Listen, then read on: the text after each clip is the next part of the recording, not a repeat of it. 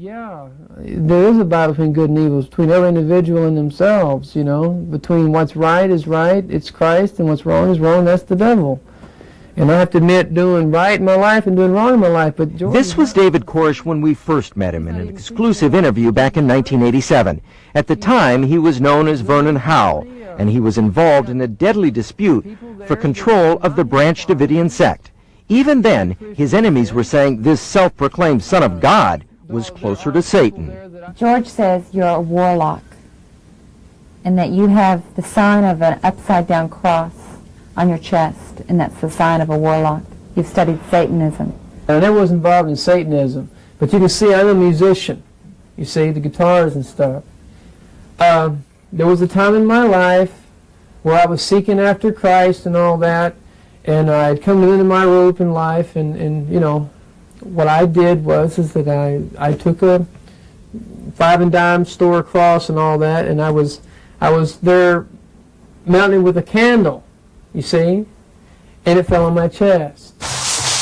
Back in November of 1987, 8 heavily armed Koresh followers in battle fatigues advance on a desolate church compound called Rodenville, just outside of Waco, Texas. They're met by a gun-toting preacher named George Roden. There's 2 or 3 of them over there by the house, and that's where I asked them who they were and what they wanted, you see. And so when they answered, they started shooting. So that was the answer I got from them. When the smoke clears, George Roden is rushed to the hospital with a flesh wound. The 8 suspects are rushed off to jail. The charge, attempted murder. More than a dozen high-powered guns and hundreds of rounds of ammunition are seized. It looks like a throwback to the days when Waco was known as Six-Shooter Junction. But as sheriff's deputies search the grounds, a bizarre tale of power and prophecy, greed and guns begins to unfold, with David Koresh at its center. Please, please, please, won't you listen? It's not what it appears to be. You didn't want to hurt anybody.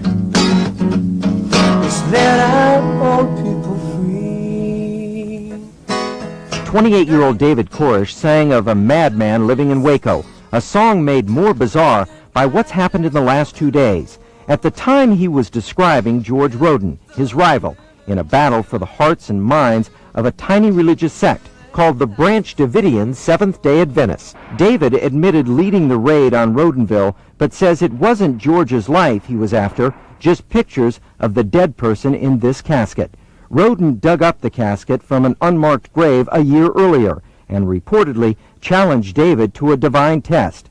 Both men would try to raise the woman from the dead. Whoever brought her to life was the true prophet. Whoever God was with was to resurrect this lady. This was a challenge he made to you? Yes. And so you hear something like that and you kind of go, well, not today, George, you know, and you just hang the phone up. You see what I'm saying? There's a madman living in Waco. He's bowing his knee to bear. Won't you help, Mr. Sheriff?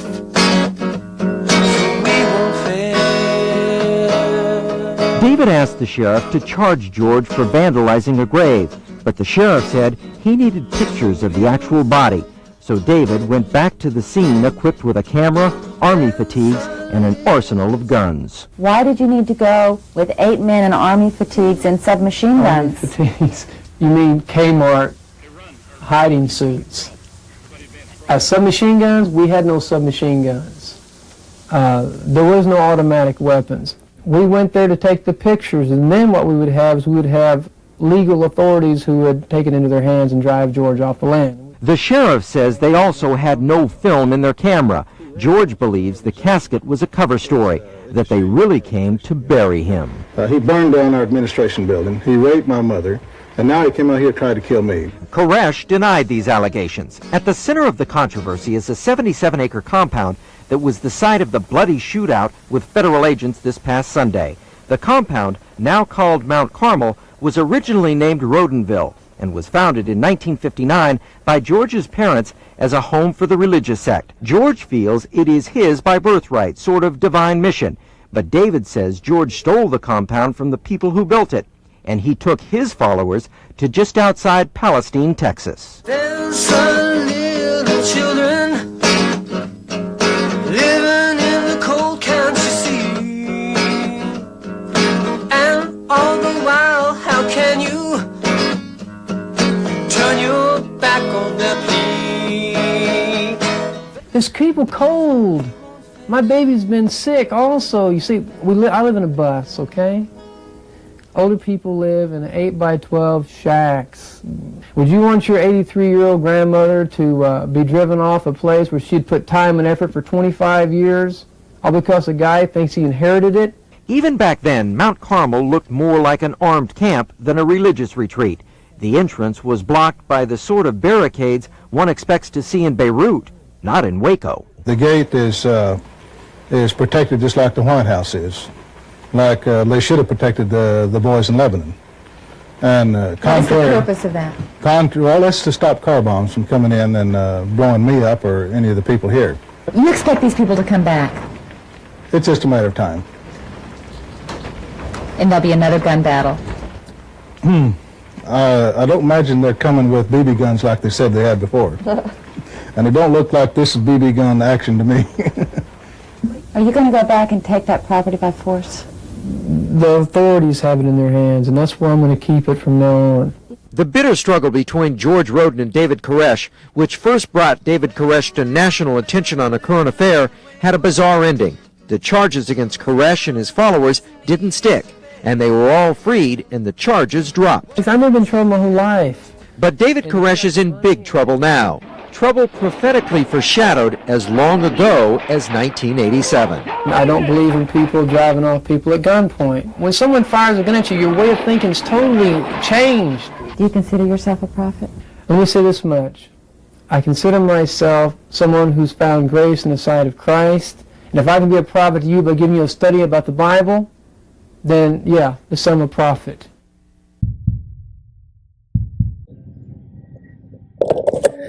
What's going on, Graveyard Shift family? It's your fearless horse leader, Dalen Spratt, clocked in for another amazing shift.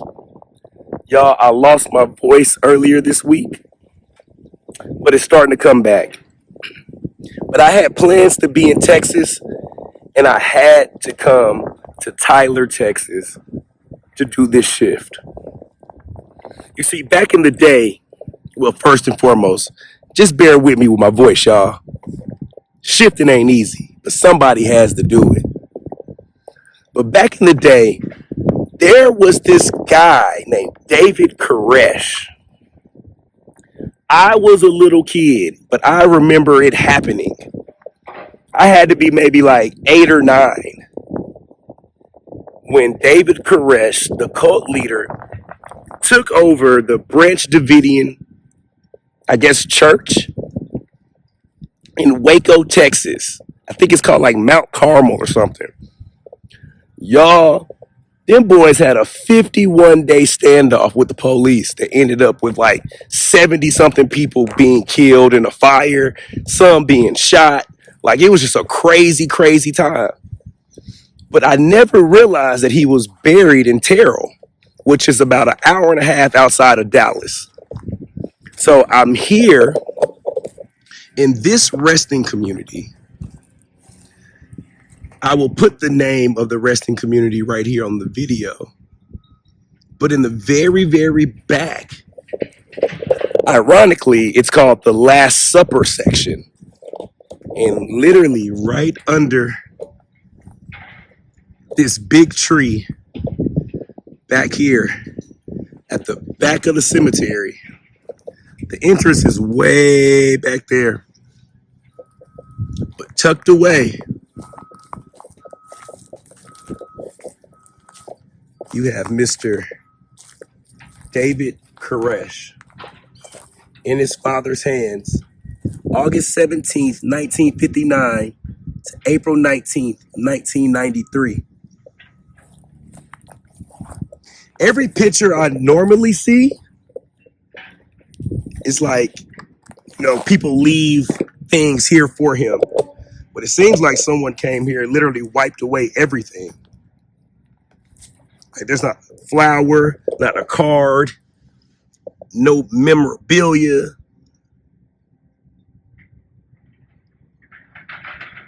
But it's like, I don't know.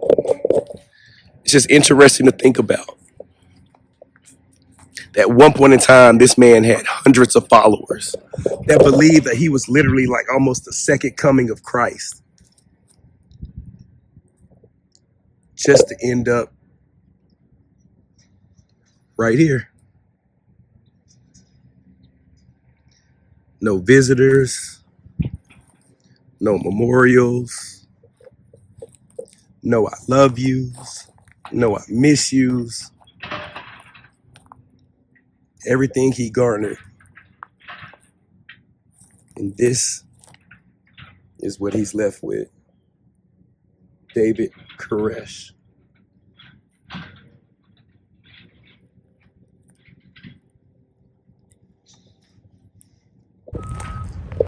Oh, y'all, but before we start, y'all know what we do. Anytime we see a pinwheel, anytime we see pinwheels, it's a lot of them spinning over here. Let's see if we can get them to stop. What's up, everybody? My name's Dalen. Why did they stop as soon as I get over here? Can you spin them for me one time, please? It was almost like he's coming, Be quiet, be quiet, be quiet, be quiet. Y'all don't think it's weird that as soon as I got over here, they stopped spinning? Okay, y'all gonna show me some love? Okay, can you stop spinning the red one?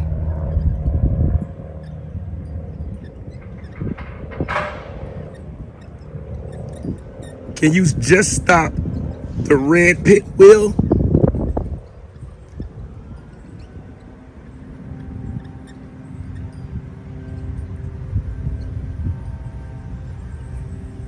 The wind's really blowing now.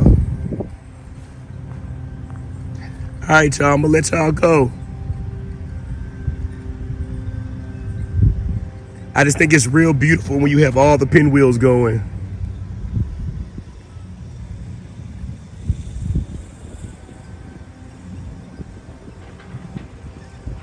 All right, love, love, love.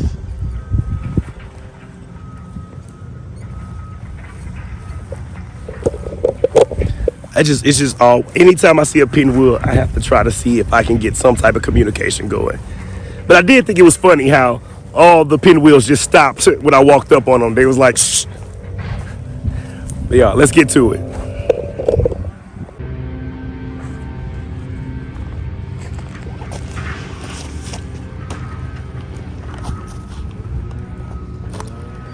What's going on, David?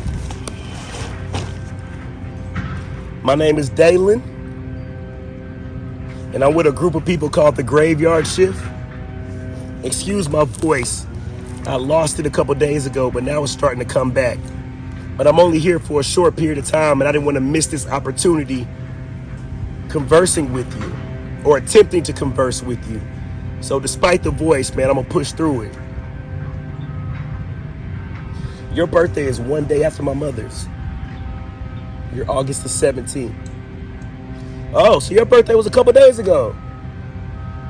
Happy belated birthday. But I'm with a group of people called the Graveyard Shift. And what we do is we come to resting communities like this, and we try to speak to those who may not have been spoken to in a very long time. But what we also do, we cover a lot of stories that have happened in history. And today we're talking about your story, David, from start to finish. So I would love to have an open conversation with you and just give you the opportunity to speak your piece again. We don't judge. All we do is come in love, peace, and respect. But I will be asking you some very, very maybe tough questions about your life. Again, I'm not judging you. I'm just asking your story and looking for your truth. I can hear you through this speaker. Let's see.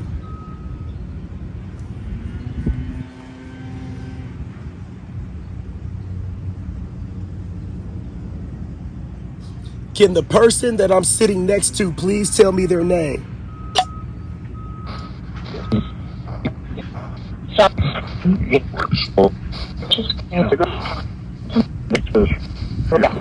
Said it's me. What's your name?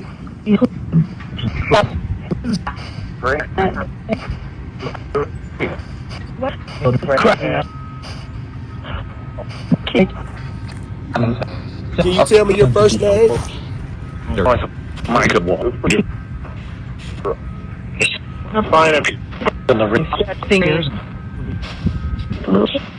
Okay. So, a little known fact.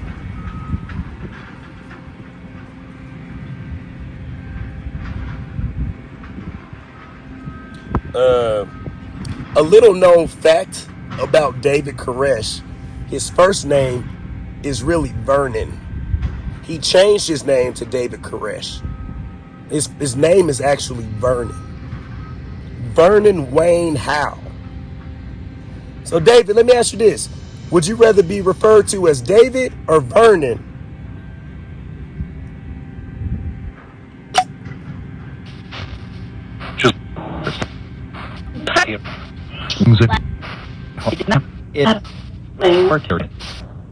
Which name do you prefer?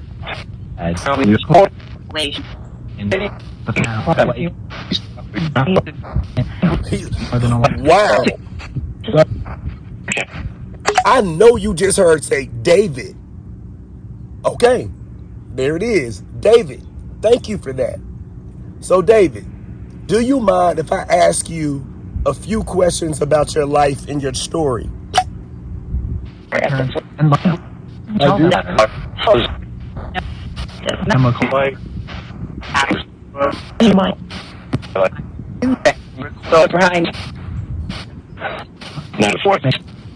I'm not going to force you, but I do have some questions. Is that okay?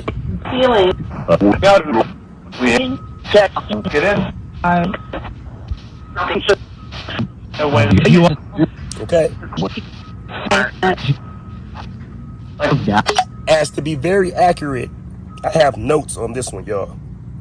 So, forgive me if I take a second to refer back to the notes.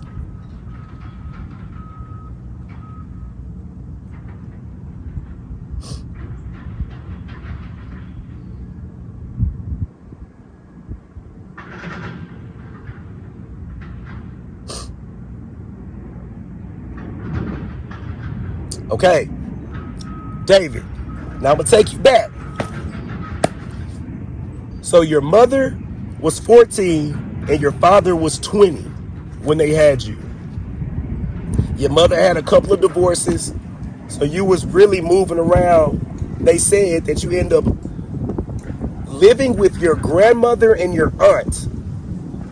Your mother moves away, gets your life together, and comes back for you. But while she was gone, they told you your actual mother was your aunt and that your grandmother was your mother.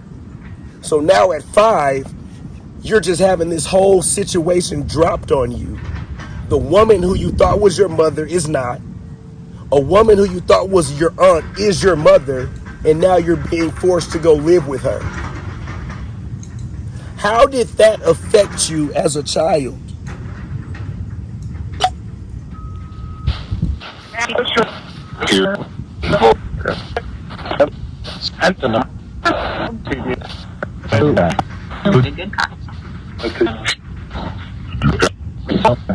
How did you feel when you found out that your grandmother was not your actual mother?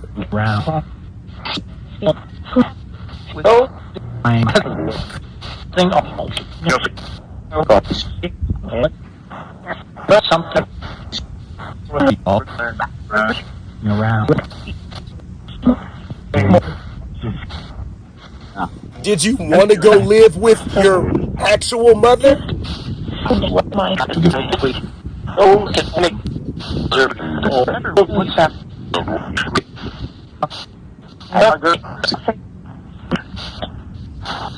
Okay, so you move with your mother. You have another brother. She marries again. And they say you don't get along with your stepfathers. There's a lot of tension growing up. How was life growing up in that household?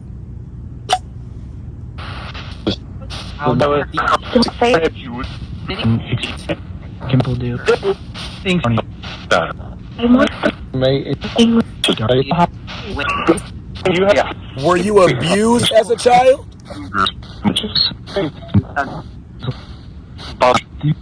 Said a bunch.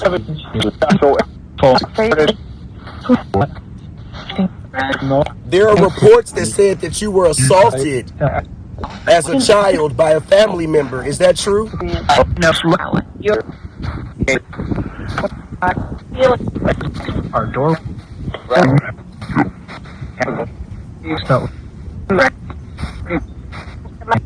Did anything ever happen to the person that assaulted you?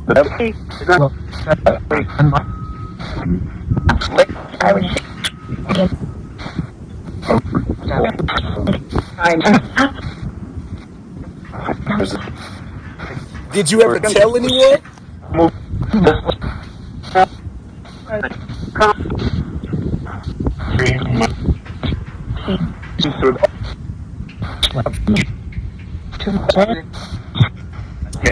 Did anyone ever help you?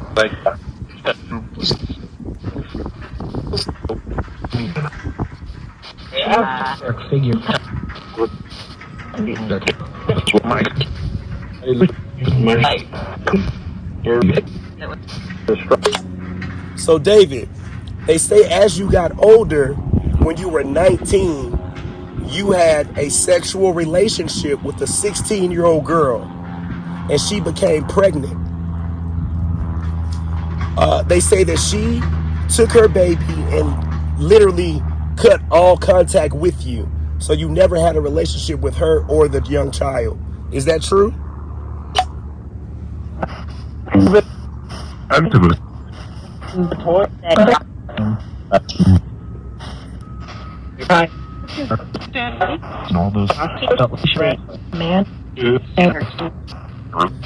So how did it feel when to know you had a child that you could have contact with?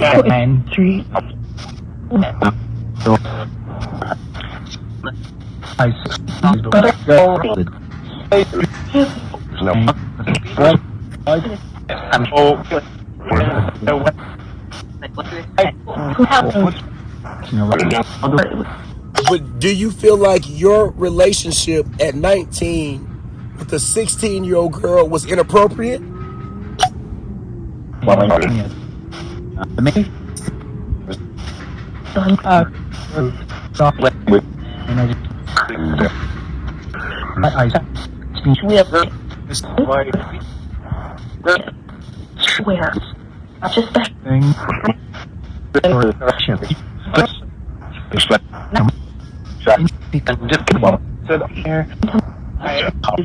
But you do acknowledge that that is an inappropriate age gap, right?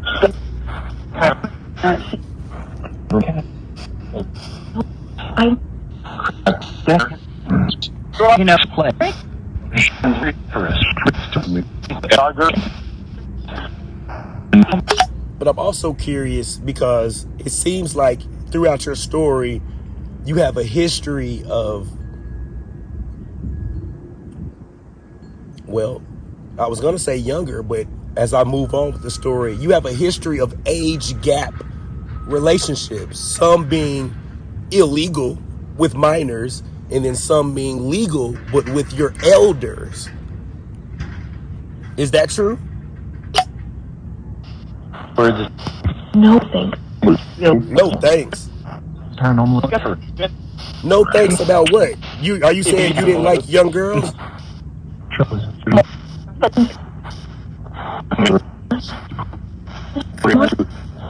Next. Okay. Did you like older women?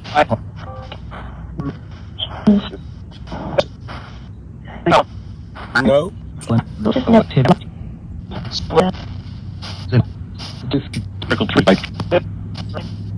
All right, David, look, bro. If we gonna have this conversation, we gotta have a level of honesty, man.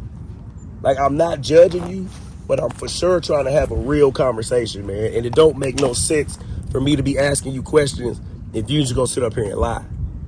Like, you can't tell me that you don't like young girls when it's like 75 instances of you messing around with young girls, bro.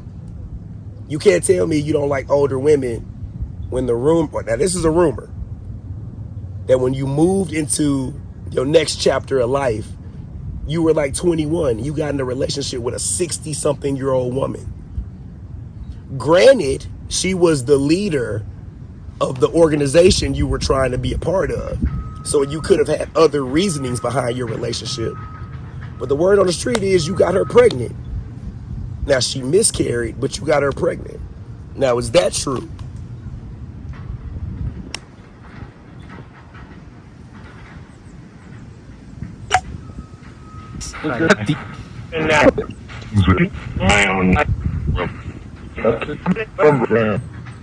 Let me get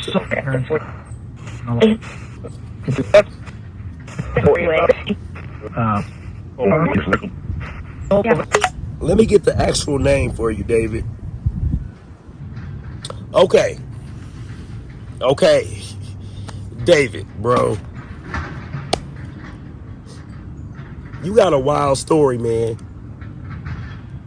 So after you got the 16-year-old girl pregnant, you leave that church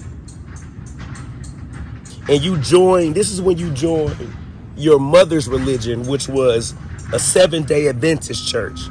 And at this time, you were 20 years old. The pastor's daughter was 15. It says you had a 2-year relationship with this 15-year-old girl. Is that true?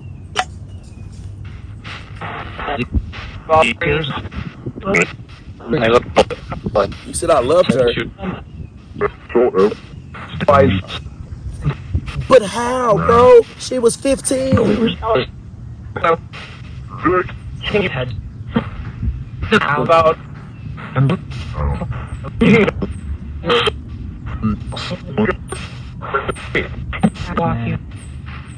like, David, you don't see the problem?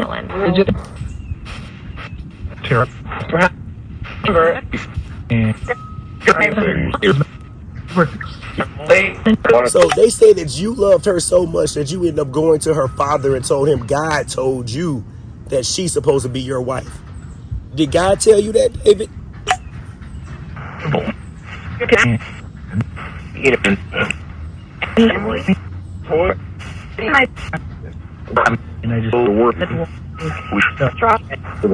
Said just drop it. Okay. Okay. That's fair. You don't want to talk about any of that. I'm not going to force you. But I'm also going to tell you, bro, it's over now. Like, there ain't no point of running from your truth. But we'll move from that. Say, David don't want to talk about them kids. We'll move from that for now. So next in your life, in the summer of 1981, this is when you moved to Waco, Texas. And you joined the Branch Davidians, which is a splinter group of the Davidian Seventh-day Adventists. There was a guy named Benjamin Roden. He is the one that originated that group, but he died in 1978. So you get there in 1981 and you meet his wife, who was 60-something years old. Now, this the lady that they said you started dating and messing around with. Now, she led this branch after her husband died. Now, do you remember Lois?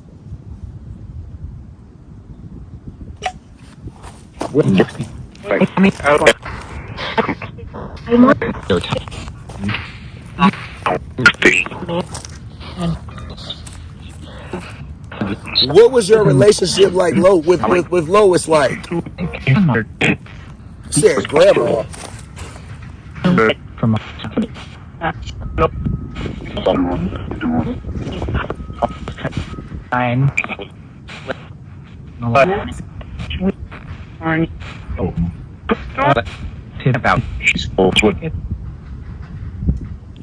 So what was your relationship like with Lois?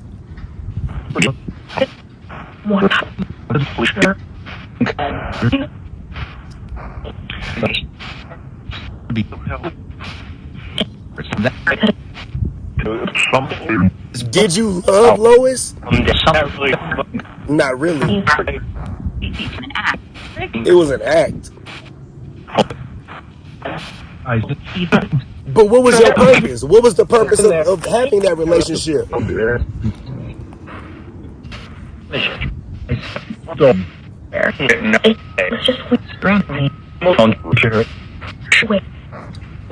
Was that a part of your plan to gain power?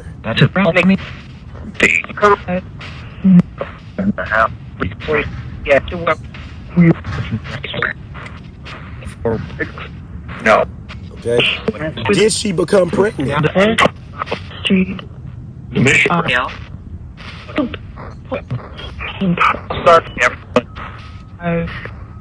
Did you get Lois pregnant?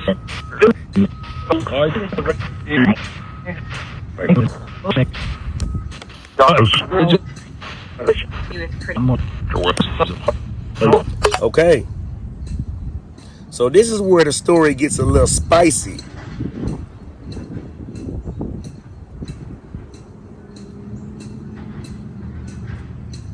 Hold on. Okay. This is where the story gets spicy. So Lois had a son named George. George was grown as hell, David. And George could see through your BS. He didn't like you messing around with his mama, which is fair. Which is fair. So Lois starts giving you the opportunity to, preach your message to the congregation. So you take it and run with it. But see, this pisses off George because George wanted to take his father's spot and be the leader of this sector. But here comes you, young David Koresh, or a young Vernon at the time, bringing this new energy and you knocking off his mama. Respectfully. So now y'all have tension. So tell me, what did you think? What was your opinion of George?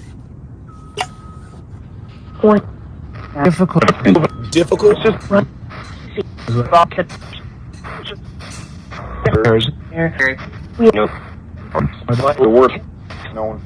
What was so difficult about George?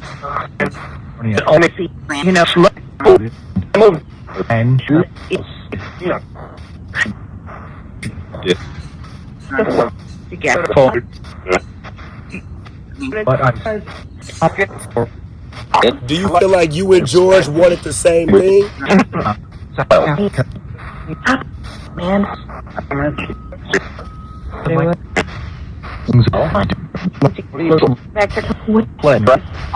It's like both of y'all wanted to rule the kingdom.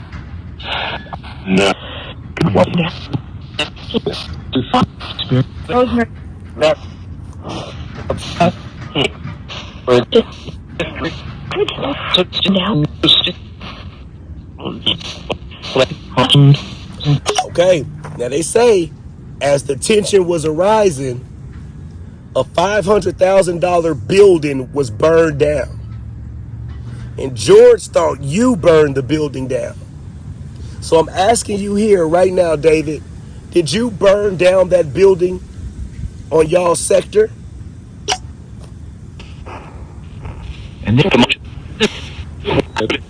No. Okay. Do you know who did it? Good. Okay, you said no? Answer no. But they say that Greg went and got a gun and he ran you and about 25 people off the campus. Is that,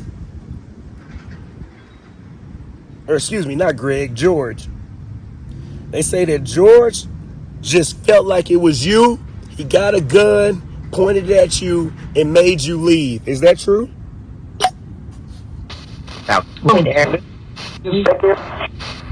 The boy. More cold. To get on that. The good. So how'd you feel about your being sent off from your church.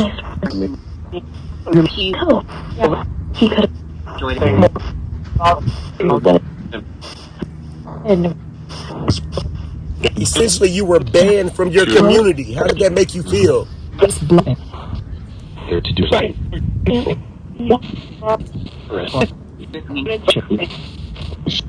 I know that too.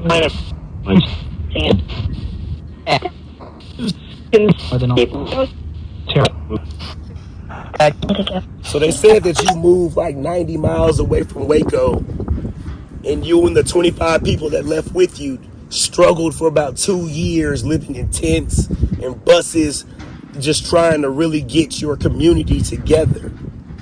What was that time like in your life?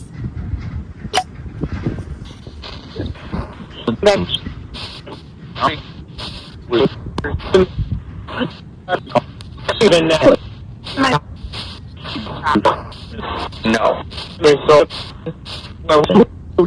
What was the lesson you learned during that time?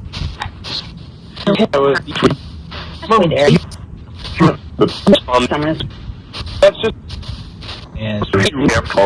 You said long summers in Texas.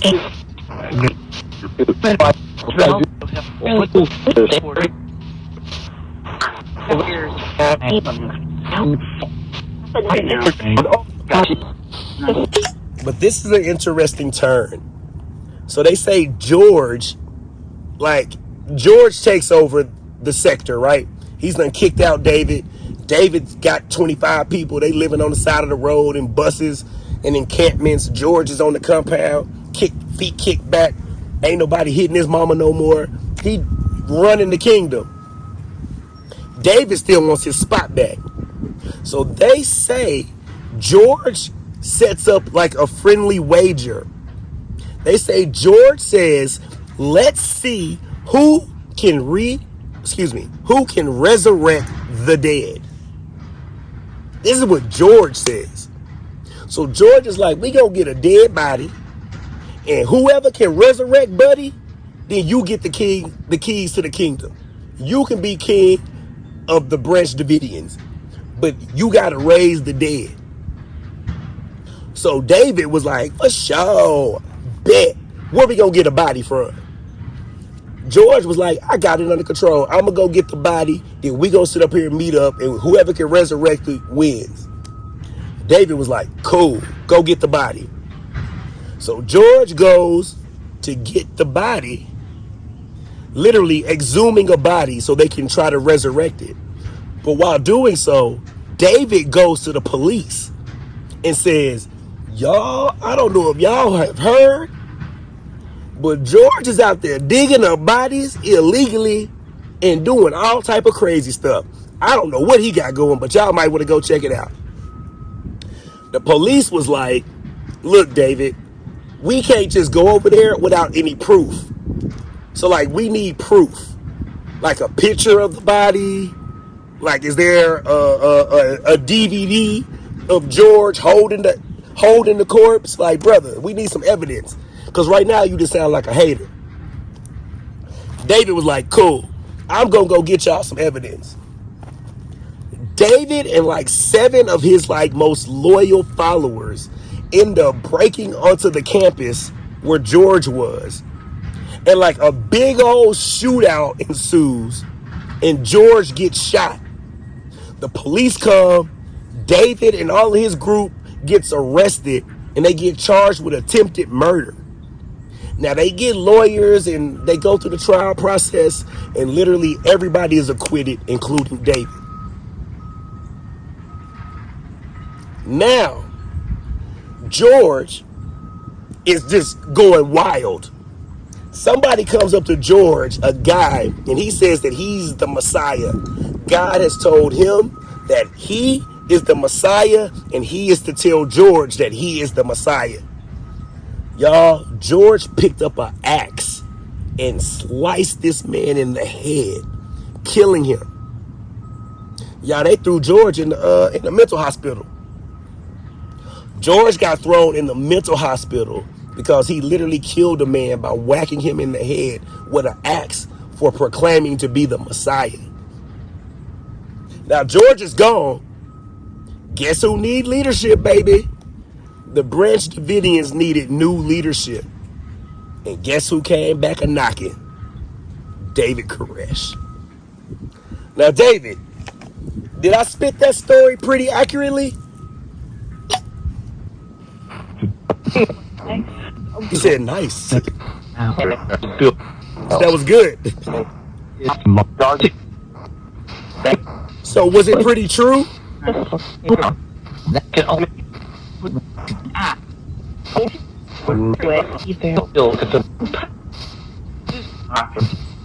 So what made you and your friends break on to the sector and have a shootout? Like, what made you go that far?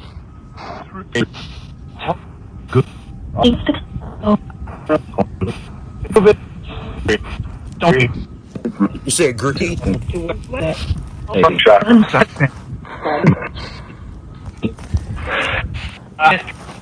Was your plan always to get rid of George by any way necessary?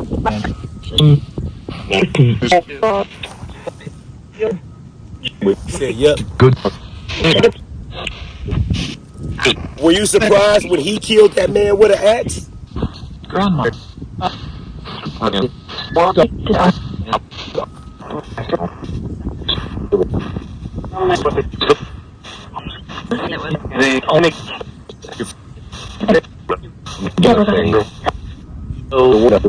So once he was sent away, did you seize the opportunity? Seized it.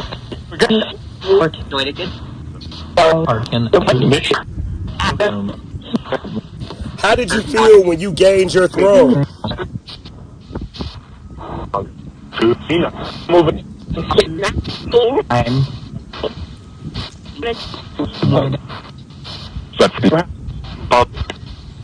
Is it everything that you wanted?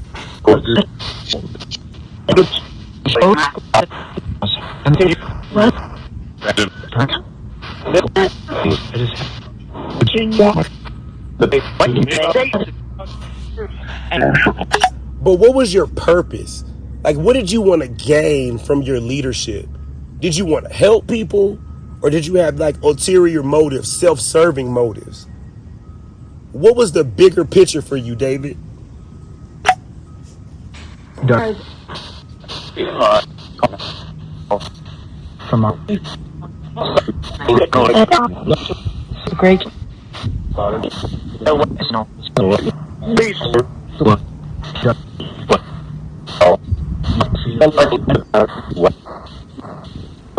Did you want to do good for people?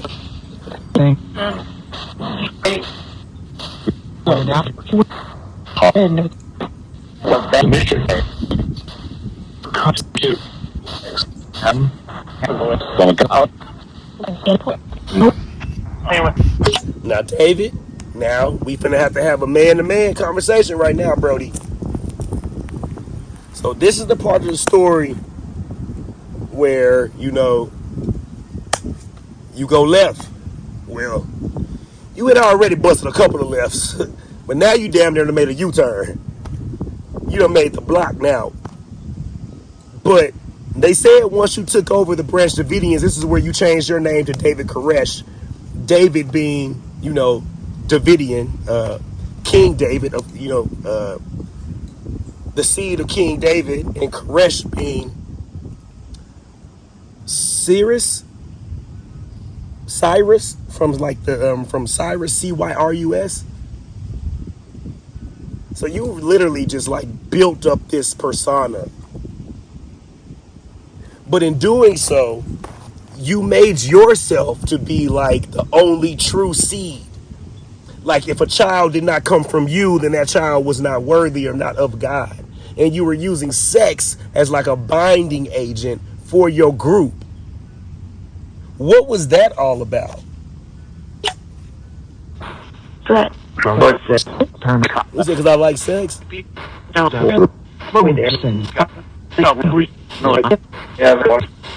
Yeah, bro.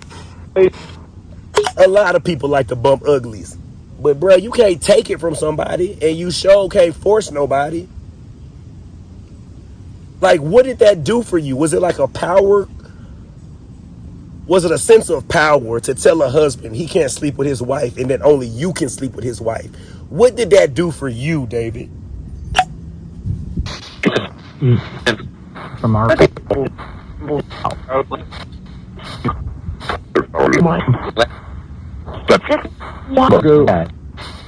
Like, did you really believe that, or was that just you being manipulative so you could get some cookie?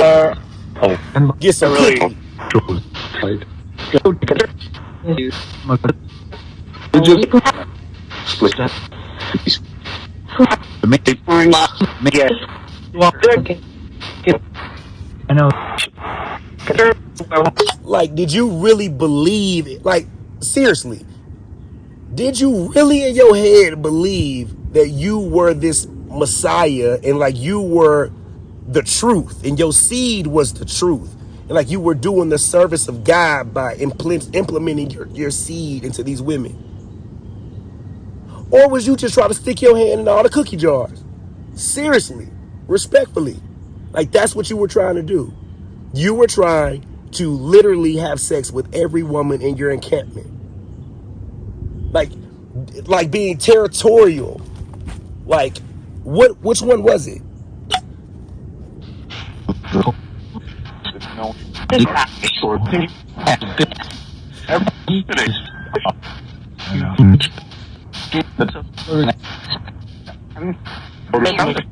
Figure. They said not only was it adult women, it was children as well.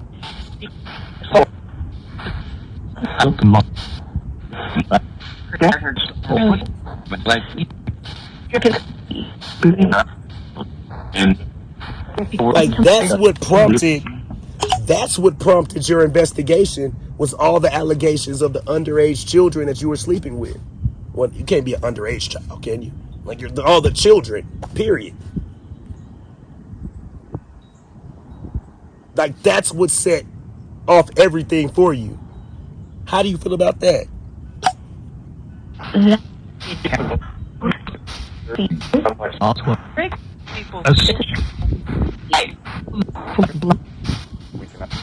Do you not feel like you was in the wrong?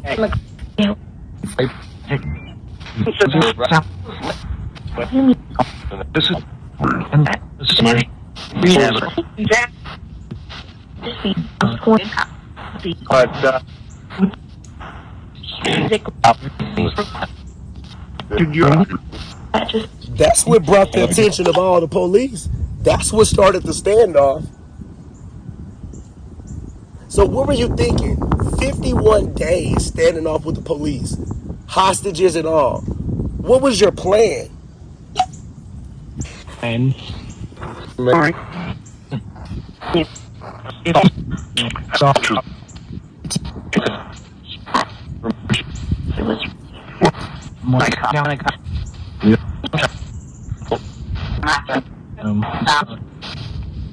Did you have a plan? well,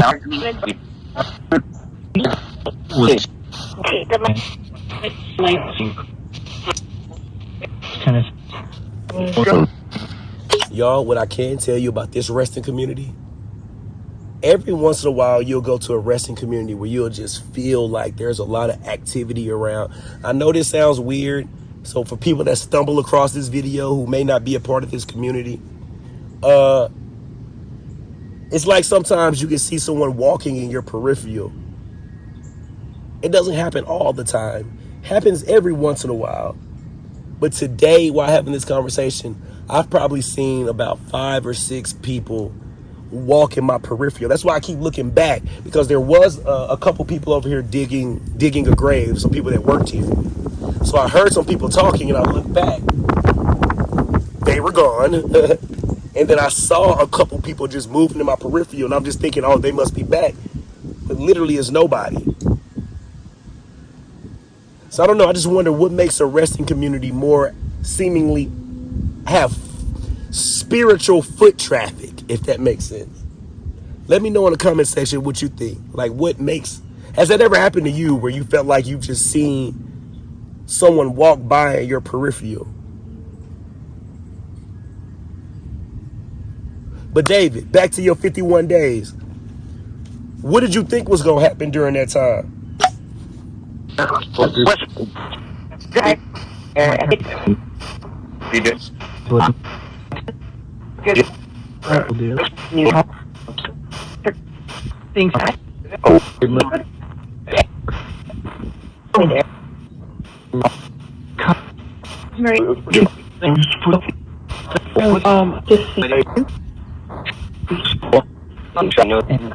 Did you know that you were going to die at the end of that siege?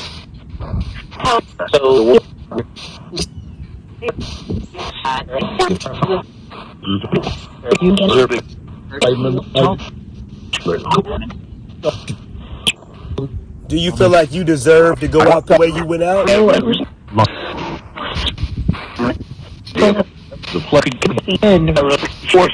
really forced it. Now, either you shot yourself or someone shot you. Which one was it?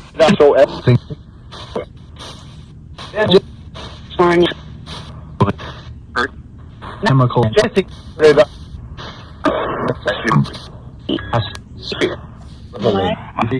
So story has it is they essentially have a standoff with the police. They're locked in this building and a fire starts and like 70 people burn and die. Like 20 of them were found with gunshot wounds, including David. He had a gunshot wound to the head, but his body was burned so bad they don't know if it was self-inflicted or someone shot him. So David, did you shoot yourself or did someone shoot you? Well, thing.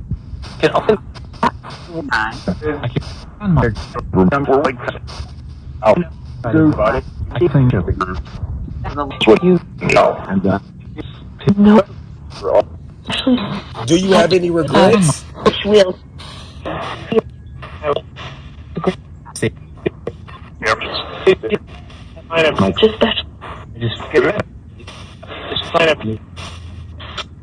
If you could go back in time, would you still take the same path?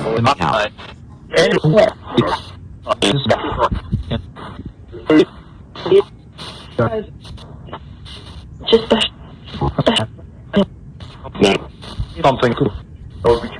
Did your story end the way you wanted it to?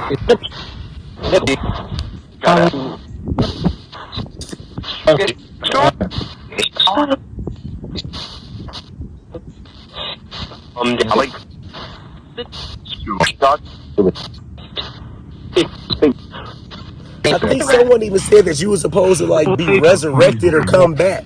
What happened with that? Good. Yeah. He said, I guess not. We're like, damn, I missed that one.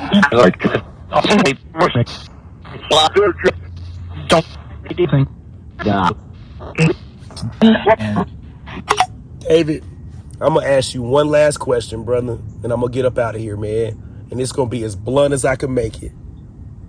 And I would love your complete honesty, bro. As blunt as I can be. David, did you really believe your message? Or were you full of shit?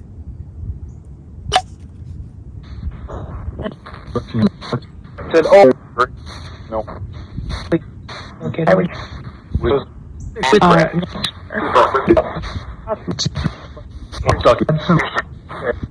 Good. Were you just a hustler that went too far? No. Cannot act.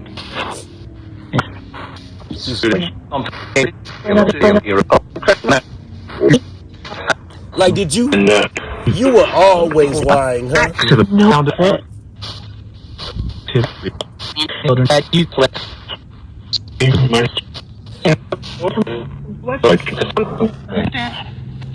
It feels like you always had ulterior motives. Like some people, I feel like their story may start off genuine and the power may get to them in the end. To me, it feels like you always had a self-serving motive. And that's the last question I'm going to ask you. Is that true?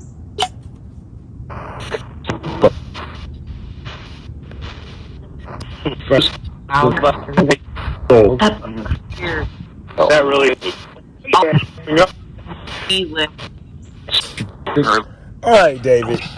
after the Thank you for your time, brother. This thing was so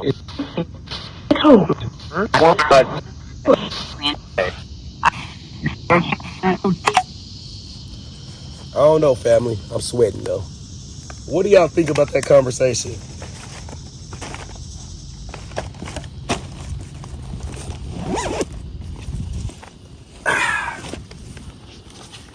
Does it seem like there's any remorse?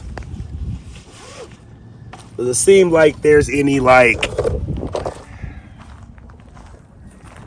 I don't know. It just doesn't feel like any, like, admittance. He didn't want to talk about all the things that I felt like led him to his fate. I do think, yeah, I do think like kids and stuff was a driving force for him. That control. I just didn't realize how much like abuse and stuff was a part of his story, giving and receiving. And I just feel like a lot of people around him kind of like sheltered that or fostered that or enabled it, which only made things grow worse and worse. Man, looking into these stories in history, y'all, like, it just gives me a whole different perspective on people in life. Hey, that's the David Koresh interview. Love, love, love. Catch you next time.